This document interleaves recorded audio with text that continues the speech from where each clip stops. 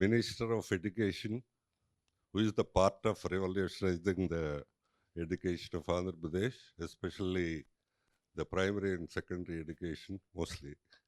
And the chief guest of this event, Sri Adimulavu Suresh Garu, and the Vivek Yadav Garu, District Collector and Magistrate, and our well-wisher and good friend Hemchandra Reddy Garu, and Joseph Garu, our in charge Vice Chancellor Krishna Kishore, our Krishna, and faculty members, my dear students, good morning everybody.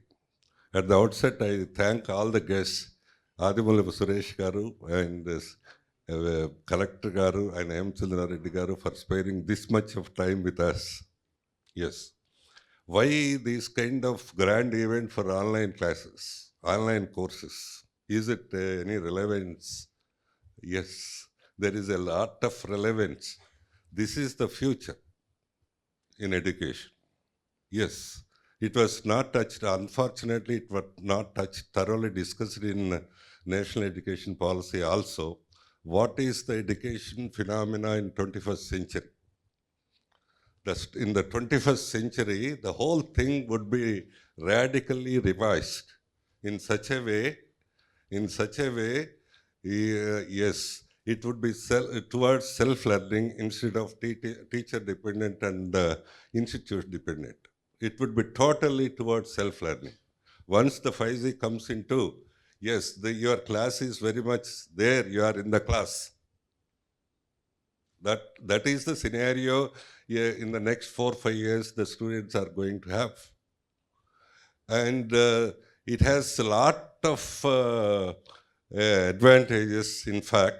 Of course, yes, the advantage is, the major advantage for this self-learning is, nowadays, in the present current scenario, is we assume lots of things. We take classes of 60 students, maybe very effective teacher, very competent teacher.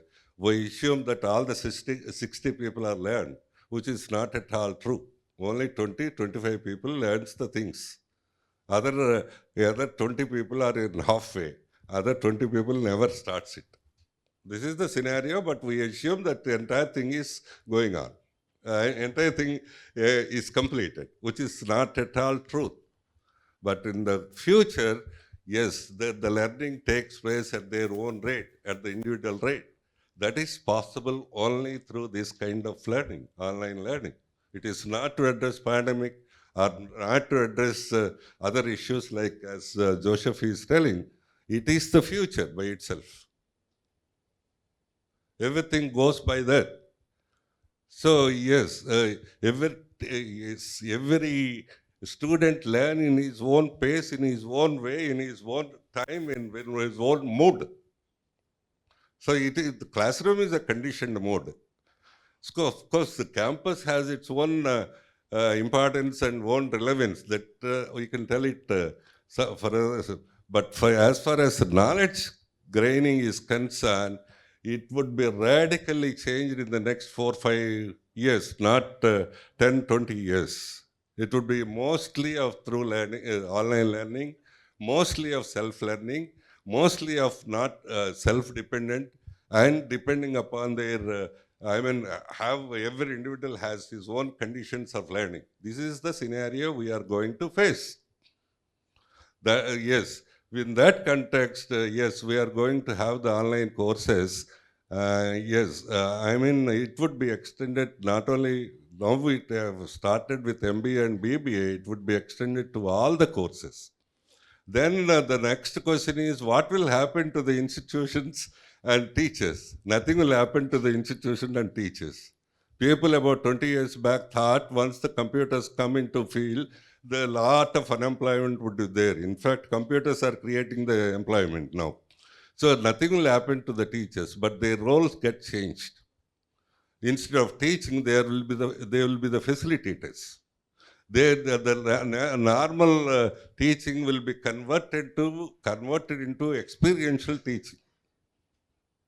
That is where the teacher role, it would be a very dynamic role. Teachers would be there. More number of teachers would be there. More skills are required for the teachers, but the role is different, not teaching.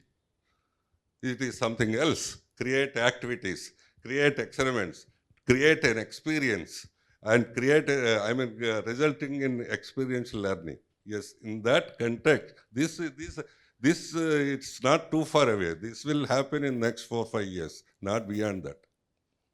So the laboratories and colleges would be equipped with better things, better skills, better equipment. All these things would happen in the next 4 years. The primary thing is most of the learning, we have to facilitate that learning should take place through through online, this thing. Even the regular courses also we have to put it. But at the same time, I am promising here before the minister, we don't want to dilute this. This is already diluted by the universities.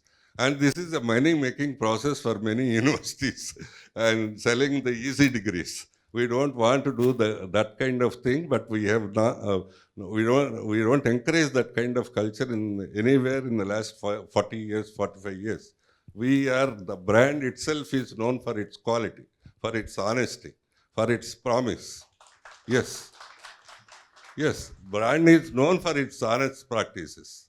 So whatever we receive it from the students, if we receive 5,000 as a fees, we have to add 50,000 value addition for him. That is what I tell every day. We are practicing it. Whatever we are collecting the fees from the students, we have to add value to the life, add value to his profession, add value to his the very life. His experience. So unlike other universities, unlike other institutions, we do not want to dilute these online courses.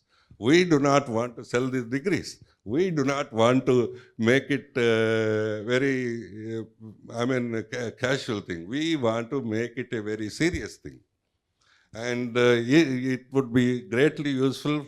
Yes, the quality of education would be greatly accessible to the underprivileged and those who cannot come to the institutions, and also those who are already employed. Yes, they need to improve their qualification. Continuous learning is the most important thing for the future, in the 21st century. It is, yes. Yeah, I think all of you are aware. So whatever we are teaching for a computer science fellow at this moment would be irrelevant after 4 years.